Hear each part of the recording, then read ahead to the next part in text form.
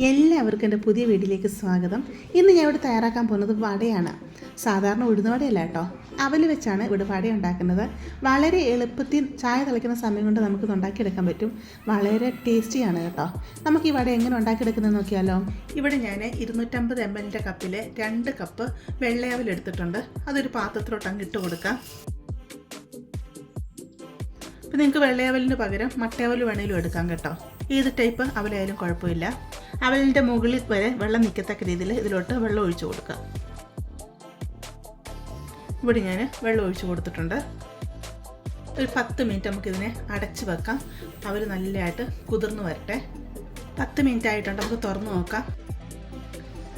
അവലിവിടെ നല്ല രീതിയിൽ കുതിർന്ന് വന്നിട്ടുണ്ട്. വെള്ളമെല്ലാം അവൽ നല്ലതായിട്ട് വലിച്ചെടുത്തിട്ടുണ്ട്. അപ്പോൾ ഒരു ശകലം പോലും വെള്ളമായില്ല കേട്ടോ. ഈ അവലിനെ നമുക്ക് കൈ കൊണ്ട് നല്ലതായിട്ട് അങ്ങ് ഞെരടി കൊടുക്കാം. അവൽ മിക്സിയിൽ അരച്ചെടുക്കേണ്ട ആവശ്യമൊന്നുമില്ല കേട്ടോ. ഒത്തിരി അങ്ങ് അരിഞ്ഞു പോകും. അത്രയും അരിഞ്ഞു പോകേണ്ട ആവശ്യമില്ല. അതുകൊണ്ടാണ് നമ്മൾ കൈ കൊണ്ട് അങ്ങ് ഞെരടി എടുക്കുന്നത്.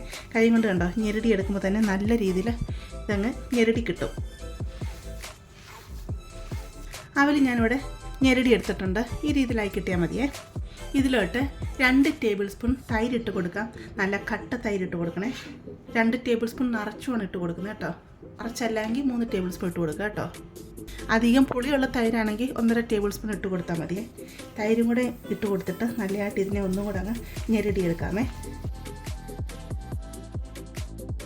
ഇതിലോട്ട് ആവശ്യത്തുള്ള ഉപ്പും കൂടി ഇട്ട് കൊടുക്കാം. ഉപ്പിട്ട് കൊടുക്കുമ്പോൾ ആദ്യം കുറച്ചിട്ട് കൊടുക്കുക. പിന്നെ എല്ലാം നമ്മൾ മിക്സ് ചെയ്ത് കഴിഞ്ഞിട്ട് ഉപ്പ് നോക്കുക. അന്നേരം കുറവാണെന്നുണ്ടെങ്കിൽ പിന്നെ കുറച്ച് ഉപ്പ് കൂടി ഇട്ട് കൊടുക്കാം കേട്ടോ. ഉപ്പ് കൂടി പോയി കഴിഞ്ഞാൽ പിന്നെ നമുക്കൊന്നും ചെയ്യാൻ പറ്റത്തില്ലേ. തൈരും കൂടി ഇട്ട് മിക്സ് ചെയ്തപ്പോഴത്തേക്ക് നല്ല രീതിയിൽ നമുക്കിതിനെ കുഴച്ചെടുക്കാൻ പറ്റും. അപ്പോൾ കുറച്ചും കൂടെ നല്ലതായിട്ട് മിക്സായി കിട്ടിയിട്ടുണ്ട്. കണ്ടില്ലേ. ഇവിടെ ഞാൻ ഒരു സവാള ചെറുതായിട്ട് അരിഞ്ഞെടുത്തിട്ടുണ്ട്. അതുപോലെ ചെറിയൊരു കഷ്ണം ഇഞ്ചി ചെറുതായിട്ട് അരിഞ്ഞെടുത്തിട്ടുണ്ട്. 2 എരിവുള്ള പച്ചമുളകും കുറച്ച് കറിവേപ്പില അരിഞ്ഞെടുത്തിട്ടുണ്ട്. അതുകൂടെ നമുക്ക് ഇതിലോട്ട് അങ്ങിട്ട് കൊടുക്കാം. തരിത്തിരിയായിട്ട് പൊടിച്ചെടുത്ത് കുരുമുളക് പൊടിയാണ്. അതൊരു 1/4 ടീസ്പൂൺ ഇട്ട് കൊടുക്കാം. ഇതെല്ലാം കൂടെ ചേർത്ത് നല്ല രീതിയിൽ നമുക്ക് ഒന്നും കൂടെ മിക്സ് ചെയ്തെടുക്കാം. സവാളയൊക്കെ നല്ലതായിട്ട് ഞെരടി തന്നെ ഇത് മിക്സ് ചെയ്തെടുക്കാമേ. ഇപ്പോൾ തന്നെ മാവ് നമ്മൾ വട പിടിക്കത്തക്ക രീതിയിൽ കറക്റ്റായിട്ടാണ് ഇരിക്കുന്നത്. എന്നാലും ഞാൻ ഇതിലോട്ട് 2 ടേബിൾ സ്പൂൺ അരിപ്പൊടി ഇട്ട് കൊടുക്കുകയാണ്. ഞാനിവിടെ ഇട്ട് കൊടുക്കുന്ന അരിപ്പൊടി എന്ന് പറഞ്ഞാൽ പുട്ടുപൊടിയാണേ. നിങ്ങൾക്ക് പുട്ടുപൊടിക്ക് പകരം ഇടിയപ്പപ്പൊടി വേണമെങ്കിലും ഇട്ട് കൊടുക്കാം കേട്ടോ. പത്തിരിപ്പൊടി ഉണ്ടല്ലോ, അത് പുട്ടുപൊടിയോട് ചേർത്ത് നല്ലതായിട്ട് ഇത് ഞങ്ങൾ മിക്സ് ചെയ്തെടുക്കാം.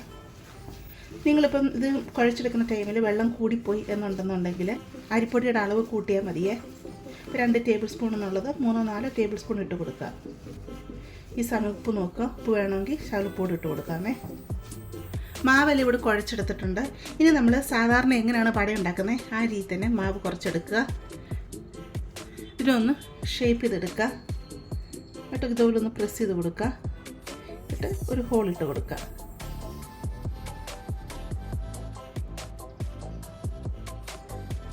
കണ്ടില്ലേ, ഈ രീതിയിലാണ് നമ്മൾ വട ഉണ്ടാക്കിയെടുക്കുന്നത് കേട്ടോ. നിങ്ങൾക്ക് മാവ് കുറച്ച് ടൈറ്റായിട്ട് വല്ലതും തോന്നിക്കുക എന്നുണ്ടെങ്കിൽ ശകല തൈരും കൂടി ഇട്ട് കൊടുത്താൽ മതി കേട്ടോ. അല്ലെ ശകല വെള്ളത്തിൻ്റെ മയം ചേർത്ത് കൊടുത്താൽ മതിയേ. ഇനി നമുക്ക് എണ്ണ ചൂടാക്കി ഇതിനെ വറുത്തെടുക്കാം. ഞാനിവിടെ പാത്രം അടുപ്പത്ത് വെച്ച് കൊടുത്തിട്ടുണ്ട്. പാത്രം ചൂടായി വരുമ്പോഴത്തേക്ക് ഇതിലോട്ട് എണ്ണ ഒഴിച്ച് കൊടുക്കാം. എണ്ണ ഇവിടെ ചൂടായി വന്നിട്ടുണ്ട്. അതിലോട്ട് ഷേപ്പാക്കി വെച്ചിരിക്കുന്ന വട ഉണ്ടല്ലോ, അതങ്ങ് ഇട്ട് കൊടുക്കാം. തീ ഒത്തിരി അങ്ങ് കുറച്ച് കൊടുക്കേണ്ട ആവശ്യമില്ല കേട്ടോ. തീ കൂട്ടിയിട്ട് തന്നെ നമുക്കിതിനെ ഫ്രൈ ചെയ്തെടുക്കാം. ഒത്തിരി കുറച്ച് കൊടുക്കുകയാണെങ്കിൽ ഭയങ്കരമായിട്ട് അങ്ങ് ക്രിസ്പി ആയിട്ട് ഹാർഡായിട്ട് പോകുമേ. അവരാകുമ്പോൾ അധികം വേകാനൊന്നും അതിലില്ലല്ലോ. ഇട്ട് കൊടുത്ത ഉടനെ തിരിച്ചു വിടല്ലോ കേട്ടോ. ജസ്റ്റ് ഒന്ന് ഫ്രൈ ആയി വന്നിട്ട് മാത്രം തിരിച്ചിട്ട് കൊടുക്കാം. ഒരു സൈഡ് ഫ്രൈ ആയി വന്നിട്ടുണ്ട്. നമുക്കിതിനെ തിരിച്ചിട്ട് കൊടുക്കാമേ.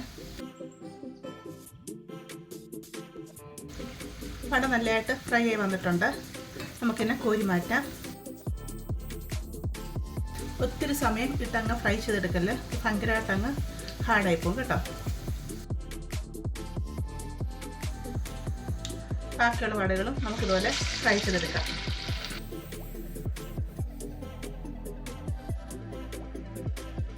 വടയിൽ ഇവിടെ ഞാൻ റെഡിയാക്കിക്കൊണ്ട് വന്നിട്ടുണ്ട്.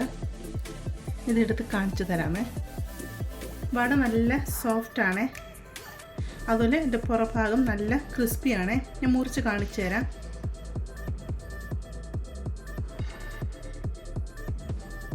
കണ്ടില്ലേ, ആകെ നല്ല ഉഴുന്നുവട പോലെ ഇരിക്കും. പക്ഷേ എൻ്റെ പുറഭാഗം നല്ല ക്രിസ്പി ആയിരിക്കും.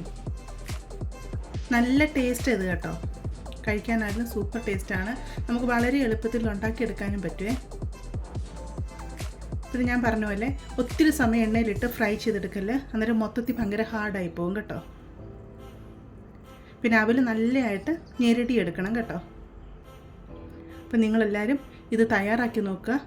നിങ്ങൾക്ക് തീർച്ചയായിട്ടും ഇഷ്ടപ്പെടുവാണെങ്കിൽ ചാനലൊന്ന് സബ്സ്ക്രൈബ് ചെയ്ത് സപ്പോർട്ട് ചെയ്യുക.